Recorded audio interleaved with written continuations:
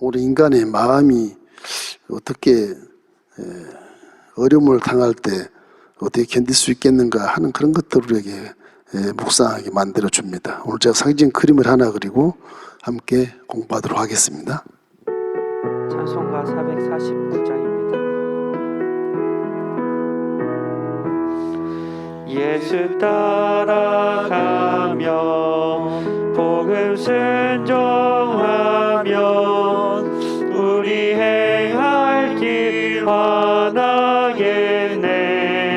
주를 의지하며 순종하는 자를 주가 늘 함께 하시리라.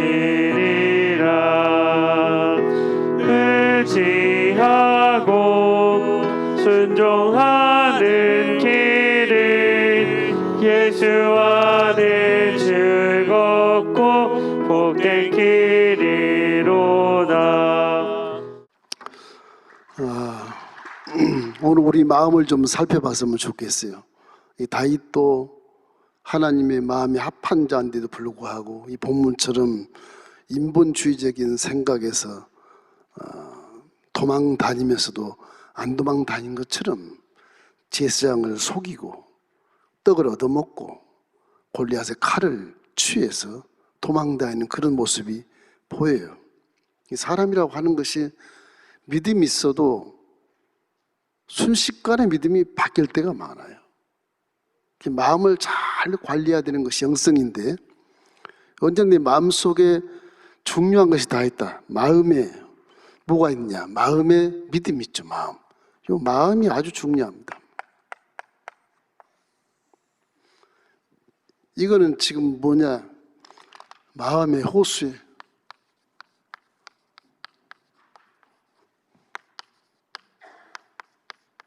여기에 믿음이 있어요. 믿음이. 이 마음에 믿음이 있고요. 또 뭐가 있어요? 성령이 있어요. 네. 그래서 믿음은 마음에 주는 겁니다. 마음으로 믿어 의에 이르고 입으로 시인하여 구원을 받는다. 머리로 안 믿어요. 머리는 계산이 많아져. 계산할 분이 많으신데 물론 생활 속 계산을 해야 되겠지만은 하나님과의 관계에서 계산하면 안 돼. 그거 다 하나님 것이니까 계산할 이유가 없어요. 은혜의 대로 감사함으로 제사를 드린 거거든요. 그러면 그건 다 하나님이 채워주시는 것이니까 그게 믿음의 모습이거든요. 그러니까 아무것도 염려하지 말고 모든 일에 기도와 간구로 너희 구할 것을 감사함으로 하나님께 아뢰라. 거기에는 계산이 없는 것입니다. 그냥 하나님을 믿고 의지하는 것뿐이죠. 그래서 하나님은 머리에 믿음을 주지 않고 마음에 두셨단 말이에요. 성령님도 머리에 안 계시고 마음에 계세요. 가슴 마음이 뜨거울 때 머리가 올바른 판단을 하는 성령이 그저 마음에 두신 거예요. 그렇지, 마음 설명하기 좀 어려운데 우리 인간에게 마음이라는 호수가 있습니다. 여러분 다 마음이 이렇게 호수처럼 아주 소프트하고 부드럽고 맑고 밝고 환한 그런 마음의 호수를 하나님이 창조해 주셨어요.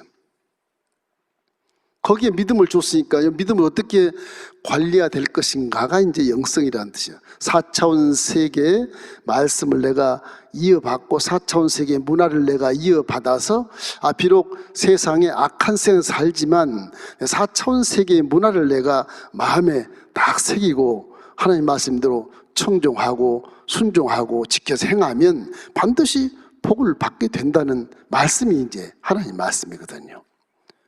복 얘기하는데 복 받은 사람이 되어야 복이 오는 겁니다. 악인의 길을 따르지 아니하고 죄인의 길에 서지 아니하고 오만한 자리에 앉지 아니하는 그 마음이 무엇일까? 말씀이 내 속에 가득 차야 되거든요. 주야로 말씀을 묵상하기 때문에 말씀이 가득 차면 내 마음의 호수가 굉장히 정갈하고 평안하고 파도치지 않는 그런 마인드가 된다고 하는 거죠. 우리는 여기에 돌 하나를 탁 던지고 돌 하나를 딱 던지면 이게 분이 분이 일어나요, 그지? 누가 옆에서 내에 대한 나쁜 얘기나 탁 던지면 그것이 호수에 던져지면 파르르 떨어가지고서 온 마음이 다 움직여. 막 파도같이 파도. 분이 일어나고 화가 막 일어나는 거. 그런 것을 잘 관리하는 것이 영성인데 어떻게 관리해야 되겠냐. 제가 그림을 그린 거 보면은 이거는 지금 쓰레기 때문에 많이 마음이 호수에 지금 걸려 있습니다. 여러 가지 욕심, 교만, 뭐 세상 악한 것들, 죄악들 참 마음에 끼 있어서 여기에는 사물이 비출 수가 없어. 원래 하나님이 창조한 마음은 이 천지 만물 속 호수 속에 이게 비쳐야 되는 것입니다. 만물들이 전부 여기서 비쳐야 돼요. 이 나무들이 다 비추고 산도 비추고 교회도 비추고 물에 다 비쳐야 돼요. 이거는 안 비친 것이 문제가 있거든요. 이게. 마음이라면 이 환경 자체가 이것이 이제 진리입니다. 진리. 물질이 진리예요. 이게 이제 마음이고요. 마음으로서 진리가 비춰야 돼. 이거 비춰야 돼. 이건 아주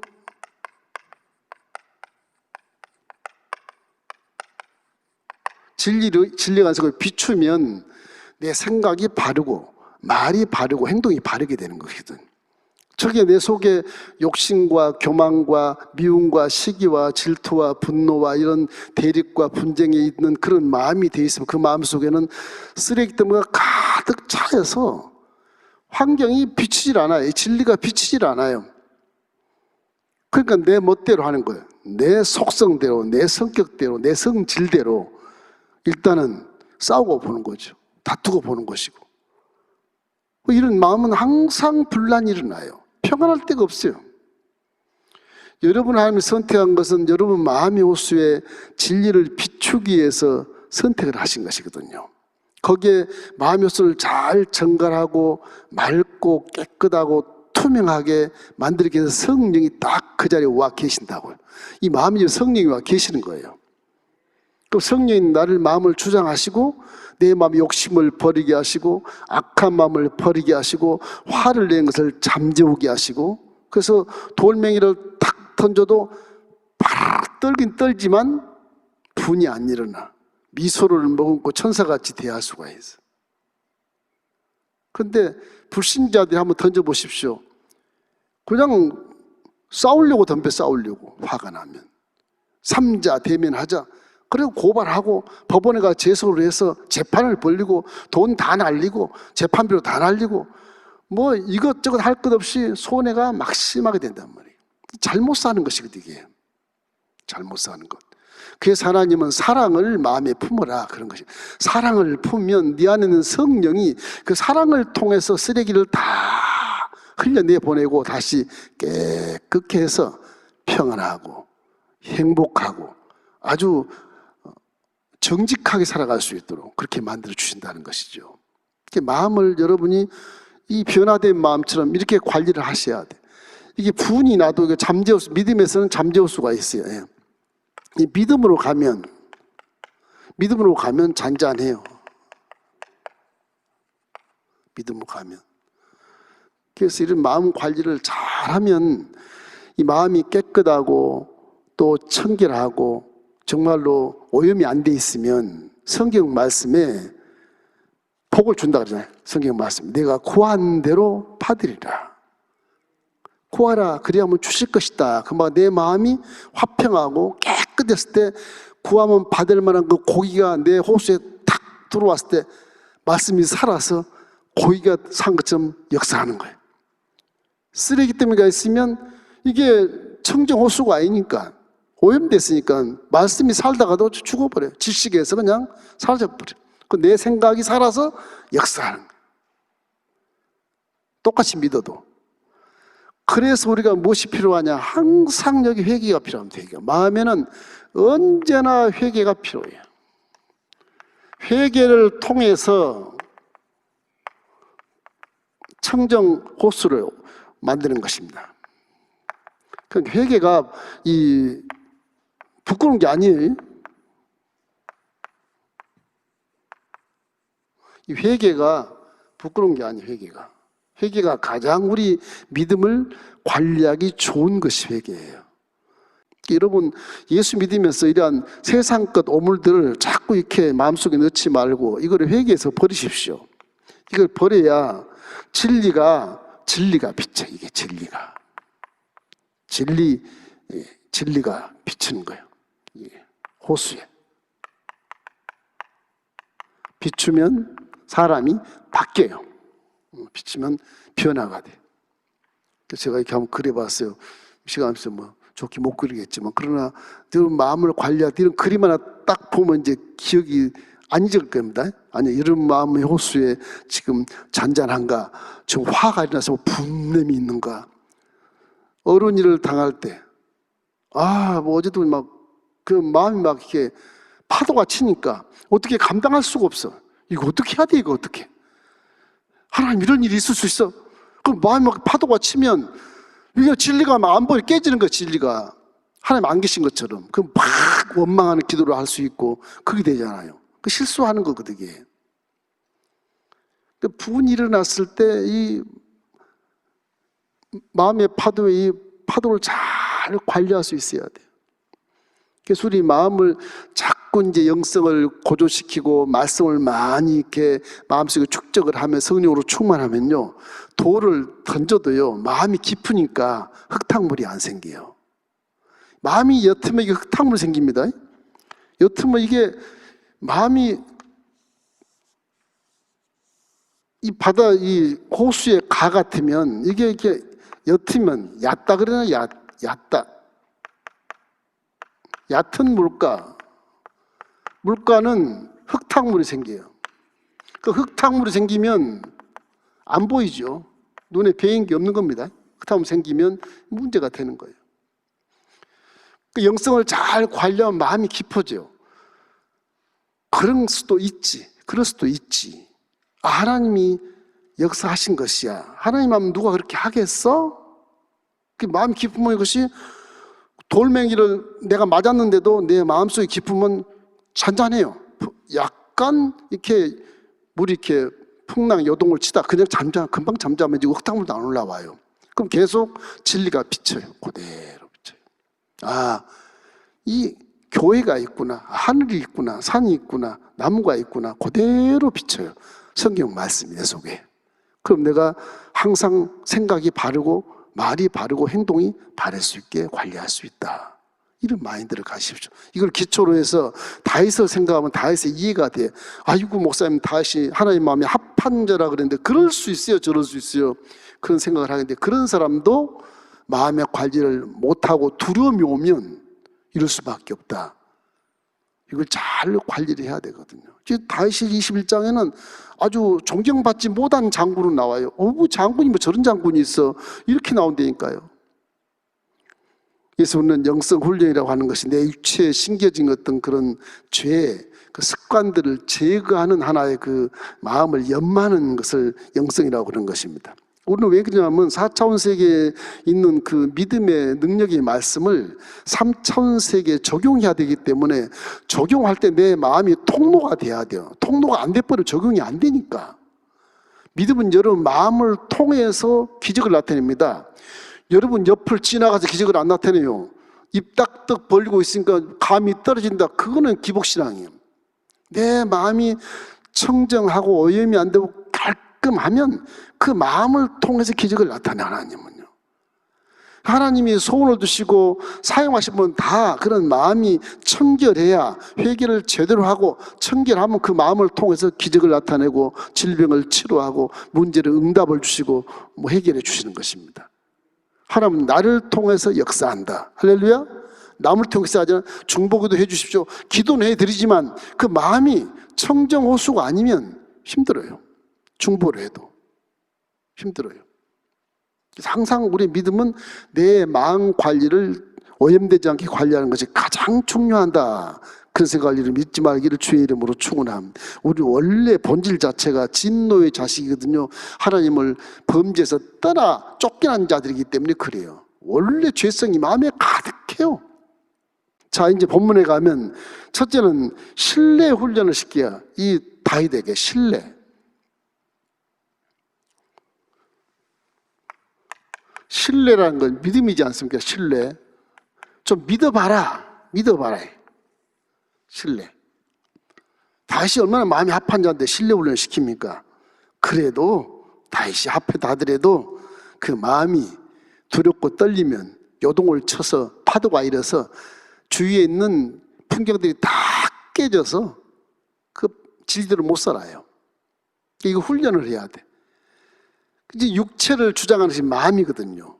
마음은 육체를 명령을 할 수가 있어요. 성령은 육체를 명령하고 또 마음도 명령하지만 마음은 육체를 딱 잡을 수가 있어. 요 마음이. 네. 그래서 이 마음이 참 중요한 겁니다. 마음이 흔들리면 육체도 막 흔들려요, 이게. 네. 그래서 이 다윗에게 이런 엄한 어려운 일이 생기다 보니까 극도의 불안 속에서 인간적인 모습을 보여주는 것이 있어요. 이래서 이 다윗의 고난을 통해서 하나님이 신뢰하도록 만드시는 그 훈련을 받고 있는데, 이거 어려우니까 공포 불안 속에서 하나님을 의지해야 될, 반드시 의지해야 될 다윗인데 하나님 의지를 안 하는 거예요. 사무엘상 21장 1절 우리 한번 읽어볼까요? 1절입니다. 예. 다윗이 노베 가서 제사장 아히멜렉에게 이르더니 아히멜렉이 떨며 다윗을 영접하여 그에게 이르되 어찌하여 내가 홀로 있고 함께하는 자가 아무도 없느냐. 이 제사장은요, 다윗이 자기한테 오니까 떨었어. 왜? 다윗이 쫓긴 걸 벌써 알고 있거든. 제사장은 알고 있어요. 다윗이 사울 왕에게 쫓겨 다니고 도피 다니는 걸 알고 있는데 다윗이 거기 온 거예요. 거기에 높지방에 성전인데 거기 온 거예요. 그러니까 제사장이 두려웠더라. 왜? 이게 다윗을 잘못 감춰줬다가는 사울에게 죽게 되거든요. 죽게 돼. 그래서 왜 홀로 왔니? 그렇게 다윗이 거짓말을 해요. 내가 홀로 온 것이 아니라 왕의 명령을 받고 지금 내가 부하들을 다 처처에 보내고 여기 소년 매다하고 같이 왔어. 거짓말 하는 거예요. 아히멜렉이 자기를 내칠까봐 살려달라고 그러고 배가 고프니까 또 먹을 거리가 있어야 되니까 다시 가서 거짓말을 이렇게 하는 거예요. 그 마음에 이제 육신이라고 하는 이 먹고 입고 마시고 누리는 것 때문에 결국에 죄성이 거기서 나타나는 거예요. 욕심 때문에. 그래서 떡을 좀 주십시오. 그래, 내가 일반 떡은 없다. 성전에 지금 김이 모락모락 나는 일주일에 한 번씩 갈아 놓는 드리는 함께 드리는 그 제사드리는 떡이 있는데 그 제사장만 먹는 것이거든요. 율법에 제사장만 그 떡을 먹을 수 있어요. 외부가 못 먹어요. 다윗은 지금 아직 왕이 아니잖아요. 근데 너희와 네 데리고 온 소년들이 여자와 이렇게 짝을 안 했으면 떡을 줄 수 있다. 다시 당이 또 우리는 전혀 일주일 동안 내내 3일 동안 내내 여자들하고 만난 적도 없다. 그래서 떡을 줘서 그 떡을 먹고 이 배를 좀 채워요. 이 도망가야 되지 않겠어요? 그래서 거짓말하게 사람이 이렇게 하나님과 합했다고 하면서도 이렇게 한 다윗의 모습을 보면 참 이거 믿음이 있을까 없을까? 야, 저 사람 무슨 장군이야? 이 생각이 들지 않습니까? 그 생명의 위협을 느끼고 제사장에 찾아간 거예요. 다윗은 그쪽에서 자기를 안수했던 그런 분들이 많기 때문에 그쪽을 가게 되는 것이죠. 그래서 이 신앙이라고 하는 것은 훈련을 많이 받아야 돼. 마음은 호수라고 해도 육체가 이게 말을 안 들어요. 육체가. 마음에 어떤 오물이 딱 들어가면 육체는 전혀 불신자처럼 행동할 수 있어요. 이것이 문제라. 자꾸 육체는 그 훈련을 시켜야 돼. 다윗에게 두 번째 훈련은 정직한 훈련이에요. 이분이 정직하지 않지 않습니까? 지금 정직하다고 생각했는데 정직한 훈련. 하나님은 정직하십니다. 믿습니까? 하나님은 정직하신 분이야. 하나님은 선하시고 정직하시오니 그런 말이 성경에 많아요. 그래서 정직한 분을 믿으니까 우리도 정직해야 돼요. 예. 정직해야 돼. 구부러진 삶을 살면 안 돼. 다윗이 이제 체포령을 수배를 해서 이제 찾아다니는데 이 제사장 아히멜렉도 신변의 위험을 느끼는 것입니다. 본문 1절로 2절 우리 다시 한번 읽어보십시다. 다윗이 노베 가서 제사장 아히멜렉에게 이르니 아히멜렉이 떨며 다윗을 영접하여 그에게 이르되 어찌하여 내가 홀로 있고 함께하는 자가 아무도 없느냐 하니 다윗이 제사장 아히멜렉에게 이르되 왕이 내게 일을 명령하고 이르시기를 내가 너를 보내는 것과 내게 명령한 일은 아무것도 사람에게 알리지 말라 하시기로 내가 나의 소년들을 이러이러한 곳으로 오라고 말하였나이다. 전부 거짓말이지 이게. 다 거짓말이에요. 아히멜렉 제사장에게 하나님의 종에게 거짓말하는 거예요 지금. 그 아히멜렉이 깜짝 놀라면서 두려워 이제 이러다가 내가 다윗 때문에 죽겠구나. 결국 나중에 죽습니다. 죽어요. 그 종이 다윗을 숨겨줌으로 죽게 돼요 나중에. 그래서 아히멜렉이 다윗에게 왜 홀로 왔냐, 그러니까 저 거짓말을 하니까 특별한 명령을 받은 것처럼 거짓말을 하고 정말 군사들 다 여기저기에 다 포진해서 지금 그러고 나 혼자 왔습니다 이렇게 말하는 거거든요. 결국에는 지금까지 하나님의 영광을 위해서 정직하고 신앙의 용맹성을 유지하고 살아온 다윗으로 알고 있지만은 이구반 상을 모면하라고 이렇게 거짓말하는 이런 것. 고난 중에도요 중요한 무기는 거짓말이 아니고 정직한 겁니다. 고난 중에 정직하고 의를 딱 지키면요 시간이 좀 걸리긴 걸려요. 내가 해보니까 시간은 걸리는데 결국에는 의가 이겨요. 정직이 이겨요. 거짓말은 지고. 그래 돼 있어요. 100% 그렇습니다. 100%. 그래서 우리는 정직해야 돼. 다윗은 마음이 합한 자지만 3번 죄를 진 것 같아. 성경에서 보면 바세바의 간음하는 사건, 또 인구조사한 것, 그 다음 여기 21장에서 거짓말한 거, 이 3가지만 딱 나오는 것 같아요. 성경 읽어보니까 이 3가지. 그 외에는 죄가 없어요. 우리보다 훨씬 낫죠. 아무래도 3가지 뿐이니까. 그래서 시편 25편 8절에 이런 말씀이 있어요. 야훼는 선하시고 정직하시니 그러므로 그의 도로 죄인들을 교훈하시리로다. 시편 91편에도 보면은 하나님은 정직하시다, 정직한 곳이라고 말해요. 그 뜰이 정직하시다, 하나님 뜰은 정직하시다, 그런 말씀이 있거든요. 인간은 원래 죄성을 타고났기 때문에 이급할 때 그냥 힘들지 않고 거짓말을 막 해요. 자기의 명분을 세워서 도피할 생각을 해. 빠져나갈 구멍을 찾아요. 무슨 일을 당할 때. 그러면 안 되고 정직해야 솔직하게 회개하고 잘못했습니다. 그때는 창피스럽고 그때는 내 손해가 된 것 같고 모든 것 다 배상해주고 하지만 나중 것이 몇 년 안 가서는 회복이 다 되는 겁니다. 그럼 그 나를 고발했던 자가 앞에 나와서 무릎을 꿇고 회개하게 되는 것이죠. 자신의 어떤 정당화를 시키기 위해서 거짓말하는 것은 안 좋은 것입니다. 시편 140편 13절 이것도 정직한 하나님 말씀하세요. 진실로 의인들이 주의 이름에 감사하며 정직한 자들이 주 앞에 서리다. 거짓말자들은 서지 못한다는 얘기잖아요. 의로움이 이기고 믿음이 이기는 것입니다. 십자가 대속의 복음을 제대로 믿고 십자가 대속의 은혜에 그냥 감동해가지고서 날마다 사랑에 느끼고 사랑에 빠져서 감동하면서 살아줘야 죄도 쉽게 막을 수 있고 배척할 수 있고, 그리고 내 마음이 청정지역이 돼서 진리가 쫙 비쳐서 생각하면 진리, 말해도 진리, 행동에도 진리 행동이 나오므로 우리 환경 자체가 다 복이 많은 그런 삶을 살기를 주의 이름으로 축원합니다. 또 하나는 사랑의 훈련이요. 다윗은 원래 사랑이 많은 자예요. 요나단 사랑한 거 보면 이거 말할 것도 없이 모두가 다 다윗뿐만 아니라 우리도 다 사랑의 훈련을 해야 되는 겁니다. 사랑도 말로만 살아가지 말고 행동으로 사랑의 증명을 보여야 돼. 그게 사랑이지 않겠어요? 그래야 돼요. 사랑의 증명이 필요해. 모든 생명은 사실은 먹어야 생명이 유지됩니다. 그렇죠? 살아있는 생명은 먹어야 유지돼요. 꽃도 물을 먹어야 사는 것처럼 사람도 먹어야 사는 거예요. 근데 이것이 나 혼자 먹고 살겠다, 이기적인 삶은 멸망을 해요. 그러니까 더불어 살아가는 삶이 인간들의 가장 좋은 모습이에요.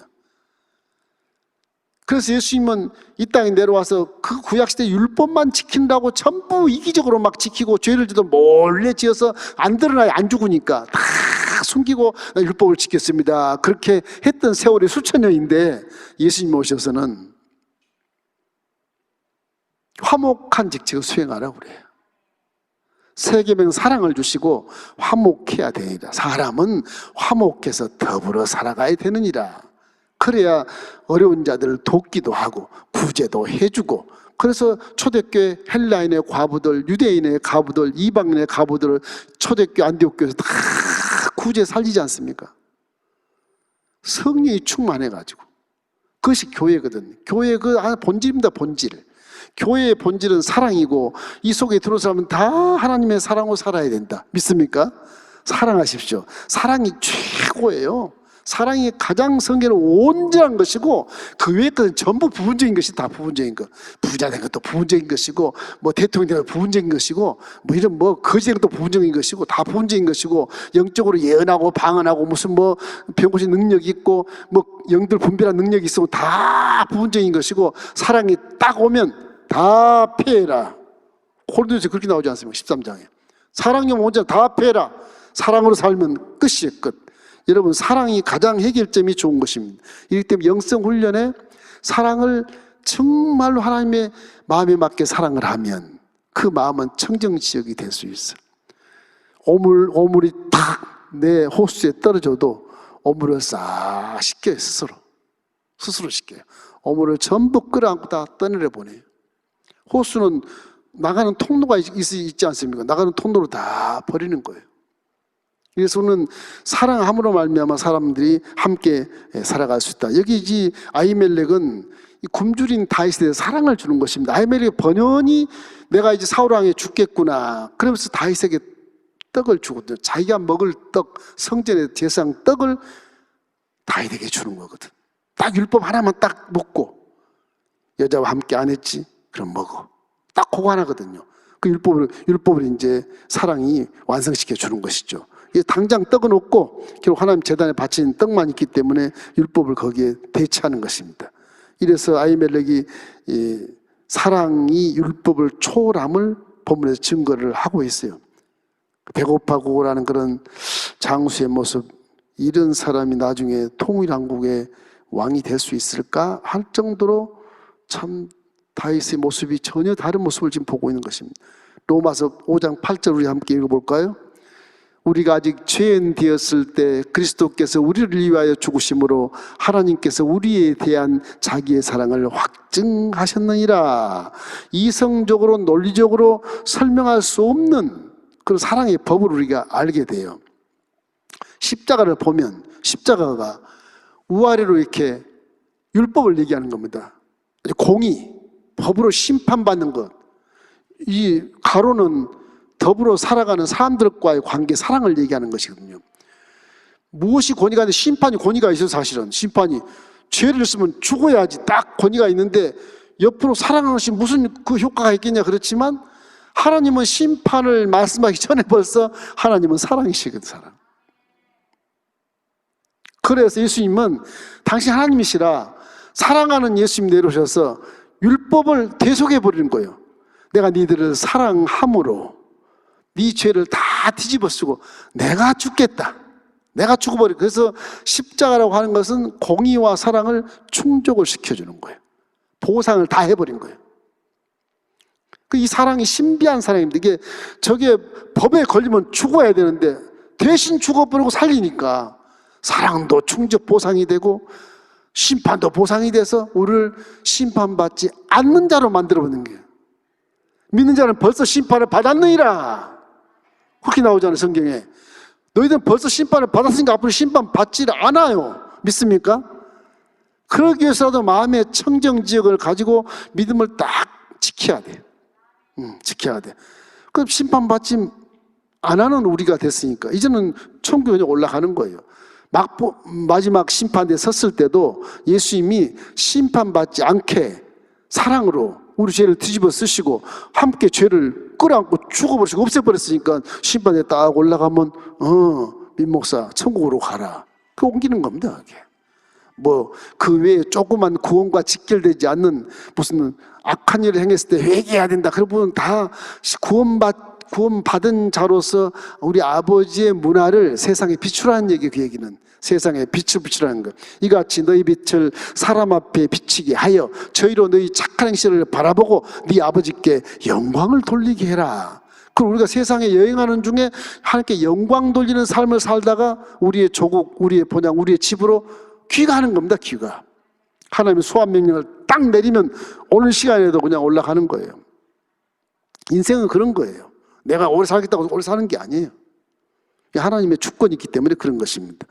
이래서 십자가 대속에는 율법을 이루시고 사랑을 완성하신 하나님의 신비한 은혜다.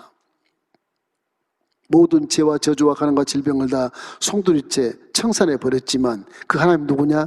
사랑의 하나님이라. 그래서 율법 중에 가장 큰 계명이 사랑이라고 그러잖아요. 마태복음 22장 36절로 40절 우리 함께 읽어보겠습니다. 선생님, 율법 중에서 어느 계명이 큽니까?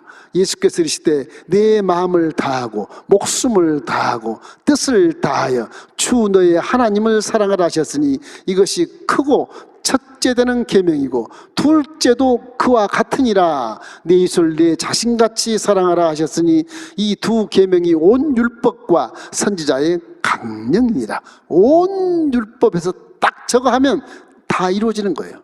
로마서 13장 10절 말씀에 그래서 사랑은 율법의 완성이라 그러잖아요. 사랑은 이웃에게 악을 행하지 아니하나니. 그러면 사랑은 율법의 완성이 되는 거예요. 저와 여러분은 이제 구원 심판 이미 받아버린 자로 심판받지 않고 사랑으로 살아가면 그냥 복 있는 사람이 되는 겁니다. 사랑 속에 모든 것이 포함되어 있어요. 이렇기 때문에 우리 항상 마음속에 세 계명의 사랑을 잘 지키시기를 주의 이름으로 축원합니다. 그런데 우리는 율법과 사랑 가지고도 판단할 때가 참 많지 않습니까? 그 미국의 보스턴의 지하병동에 한 소녀가 격리 수용됐어요. 정신질환이 걸려서 막 사람과 막 괴성을 지르고 막 의사도 막 뿌리쳐버리고 이 도대체 이 관리를 할 수 없어. 그래서 부모도 그냥 이 아이를 그냥 포기해버리고 이 요양을 오지도 않아. 내버려 둬버렸어.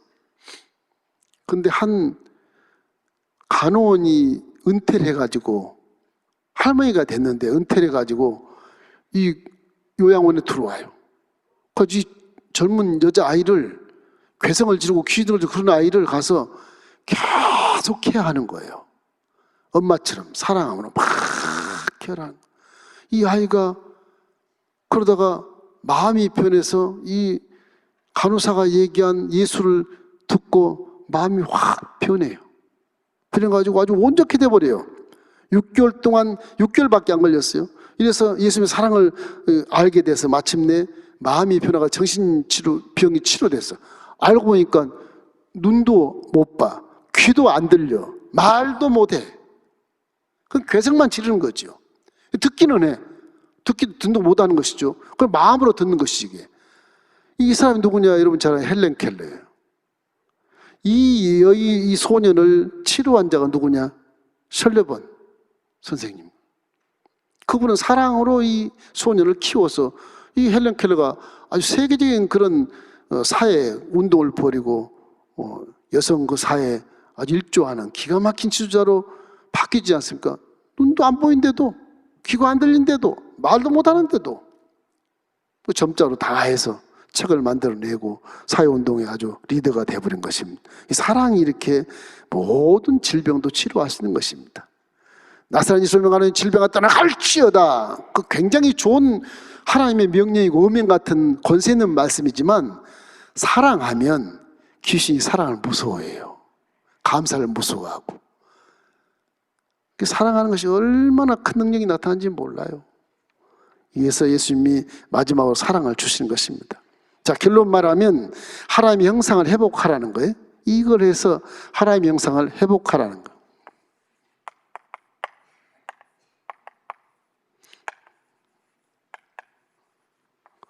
하나님의 형상을 회복하라는 거예요. 내 얼굴이 지금 하나님을 닮았는가 안 닮았는가 한번 생각할 필요가 있어요. 신앙의 바른 길은 오직 하나님께 영광을 돌리는 것이기 때문에 십자가의 이런 복음을 내가 잘 믿고 그 사랑을 받아서 이 죽음보다 강한 그런 사랑으로 내 속에 있는 성령과 함께 살아가면 성숙해지고 우리 마음의 호수가 맑아져서 거짓말을 안 하고 그리고 악을 버리고 오물을 다 쓸어내버리고 항상 청결한 마음이 돼서 주위에 있는 산이 동네 나무들 집이 다 고스란히 사진처럼 비친 것처럼 말씀이 진리가 쫙 비쳐서 현실과는 전혀 다를지라도 이 말씀대로가 생각하고 말하고 행동할 수 있다고 하는 것이죠. 이러니까 이 사도 바울 같은 사람도 그걸 깨달아서 갈라디아서 교인들이 이렇게 말합니다. 갈라디아서 2장 20절 중요한 얘기예요. 내가 그리스도와 함께 십자가에 못 박혔나니 그런즉 이제는 내가 사는 것이 아니요 오직 내 안에 예수 그리스도께서 사시는 것이라. 이제 내가 육체 가운데 사는 것은 나를 사랑하사 나를 위하여 자기 자신을 버리신 하나님의 아들을 믿는 믿음 안에서 사는 것이니라. 그렇게 고백을 하지 않습니까? 이렇기 때문에 다윗은 죽음 앞에서 꾸며낸 이 행동이 결국 자신의 명예를 욕되게 해요. 그래서 결국 다윗이 미친 짓도 막 해요. 이게 거짓말한 것이 또 나중에 연결 고려가다가 더 거짓말하게도 더 죄를 짓게 돼요. 사무엘상 21장 10절 15절 우리 함께 읽겠습니다.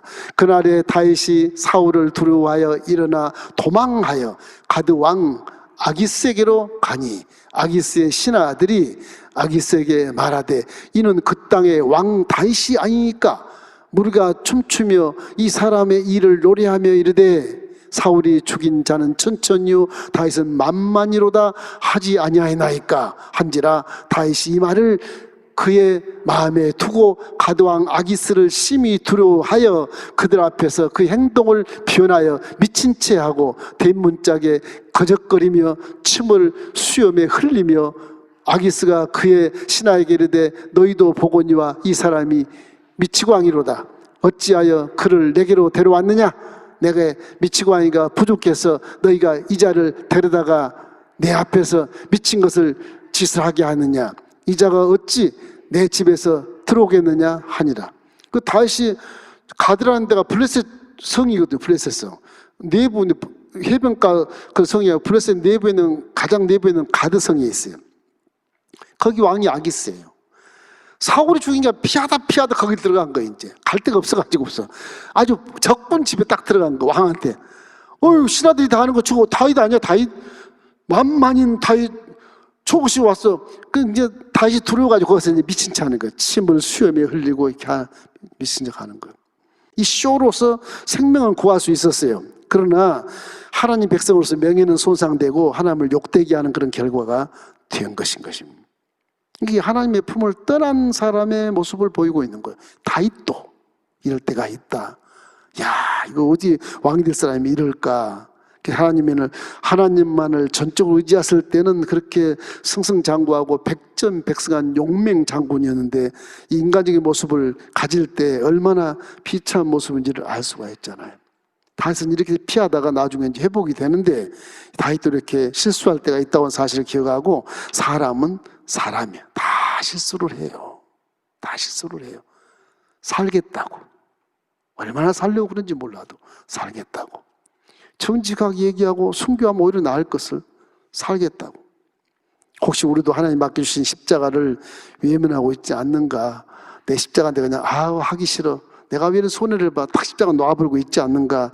이런 생각을 해볼 수가 있지 않습니까? 우리에게 맡겨주신 고난의 길을 십자가 대속연회를 기억하며 그 눈물 흘리는 사랑을 내 마음에 가득 채워가지고서 그 길을 묵묵히 걸어가면 결국은 승리하더라고요. 승리해요. 그러니까 사랑으로 승리하는 것이지 거짓말이나 이렇게 미친 채 해가지고 승리한 게 아니에요. 잠깐 생명을 구할 수 있어. 그것이 하나님께 욕이 돼버려요. 이게 욕이 돼버려요. 우리 아버지께 욕이 돼버려요. 야, 너 세상 여행하라고 보내놨더니 다이다 이놈아. 너 세상으로 보내놨더니 내 가문에 욕을 해, 먹칠을 해 이놈아. 하나님이 그거 싫어하시잖아요. 우리에게도 그런 질문을 하실 수가 있어요. 이렇기 때문에 항상 마음속에 정말 고난을 받아도 예수님을 기억하면서 예수님도 고난 다 받으면서도 한마디 이유를 안 붙이고 그분이 하나님이신가 그러긴 하겠지만 하나님의 계획 속에 들어있는 그 일을 그냥 진행하시잖아요. 유다야 가서 일러라. 그 자기는 벌써 잡혀서 채찍에 맞고 죽을 준비를 다 하시는 거예요. 거짓말 안 하시는 거예요. 여기까지 얘기했던 거예요. 아버지가 하신 말씀이 내가 하는 말씀이고 아버지가 시켜서 나는 아버지를 하느니라. 믿음의 모습이 이게. 그렇게 살면 예수님 같은 성자가 될 수 있겠죠. 베드로전서 2장 21절 우리 함께 읽어보겠습니다. 이를 위하여 너희가 부르심을 받았나니 그리스도 너희를 위하여 고난을 받으사 너희에게 본을 끼쳐 그 자취를 따라오게 하려 하셨느니라. 히브리서 2장 18절 말씀 제가 의뢰받는 말씀입니다. 한번 읽겠습니다. 그가 시험을 받아 고난을 당하였은즉 시험 받는 자들을 능히 도우시느니라.